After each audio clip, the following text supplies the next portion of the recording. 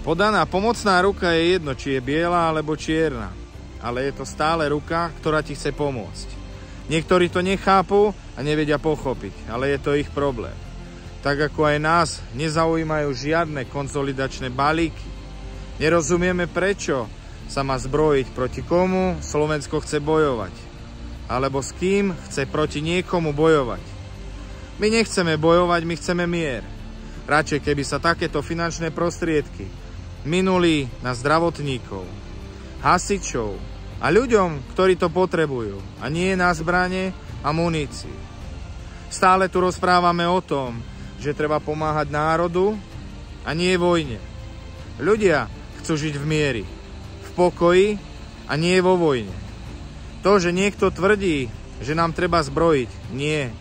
Nám treba zbrojiť, ale proti povodniam, požiarom a treba zbrojiť najmä proti tomu, že ľudia nemajú čo jesť.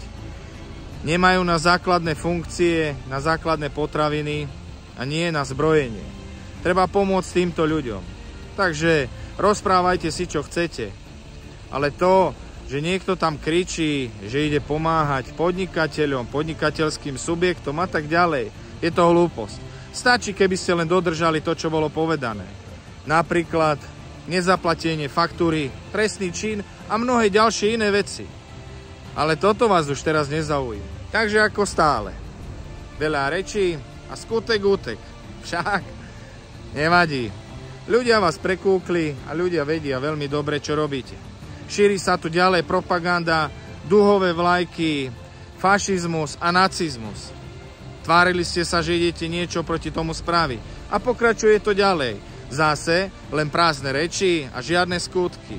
Zbytočne tu už budete niečo ľuďom rozprávať, keď každý jeden z nás vidí, že to pokračuje ďalej aj na školách. Niektorí aj bratia v Čechách nás nazývajú, že sme zradili.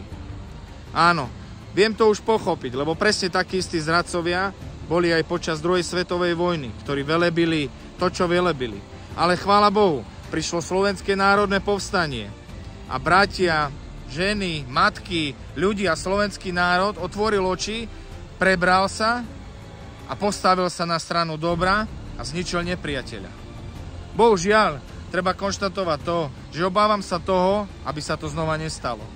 Že slovenský národ bude musieť povstať spoločne s bratom, či je biely, čierny, to je jedno aký, ale spoločne postaviť sa nepriateľovi a začať konať a čistiť a robiť poriadok. Lebo, ako sa povie, od rozkoše sa aj psi besnejú.